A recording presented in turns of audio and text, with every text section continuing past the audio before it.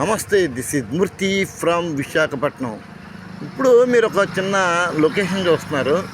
ఇది చూస్తుంటే మీకు ఏమనిపిస్తుంది అంటే, సాధారణంగా ఏ పాడేరు కొండల్లోనో లేకపోతే ఎక్కడెక్కడికో వేరే వేరే సిటీ అవుట్కట్స్కి ఎక్కడ ఉంటాడో, ట్రైబల్ ఏరియాకి ఎక్కడికి వెళ్ళి ఉంటారు. అక్కడే కదండి ఇటువంటి కొండలు ఉండేవి. అంటే విశాఖపట్నంలో అందులోనూ అందరికీ సుపరిచితమైనటువంటి ప్లేస్లో ఇటువంటి వాతావరణం ఉందంటే అసలు మనం నమ్మశక్యం కాదు. కానీ చూద్దరుగా, నేను ఎక్కడికి వచ్చానో మీకు చూపిస్తాను. అలాగే లైన్లోనండి. అదే అండి, గమనించారు కదా, ఈ ఏరియా చూస్తే సాధారణంగా అందరికీ గుర్తొచ్చే ఉంటుంది. అదేనండి, విశాఖపట్నం అప్పుగారు ప్రాంతంలో ఉన్నాను కరెక్ట్గా.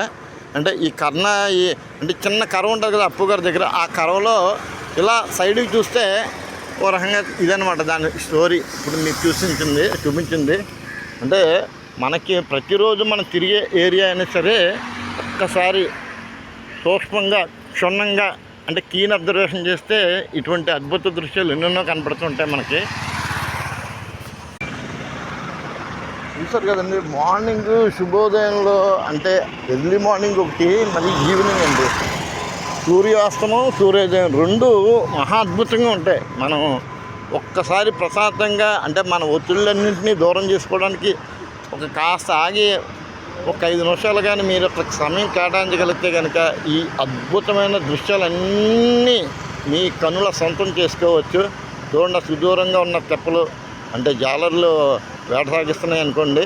అలా ఒక్కటేంటండి, అన్ని రకాలుగా మీకు ఏం కావాలన్నా ఎంజాయ్మెంట్ కావాలన్నా ఈ ప్రకృతితో మమేకం అవ్వండి. మీ మానసిక ఒత్తిళ్ళన్నింటికి దూరం చేసుకోవచ్చు. ఇప్పుడు మనం చూసిన కొండ ఇదనమాట. దూరం నుంచి చూస్తే ఇది ఇందాక నేను క్లోజప్లో చూపించాను. అలా ముందుకు వెళ్తే రోప్వే ఉంటుందండి. రోప్వే తెలుసు కదా, కైలాసగిరికి పైకి వెళ్ళడానికి ఒక తోవ.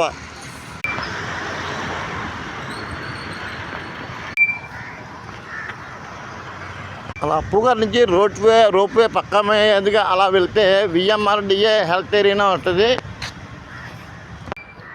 అటుగా కూర్చున్నారు, మనం వెళ్ళకూడదనేమో.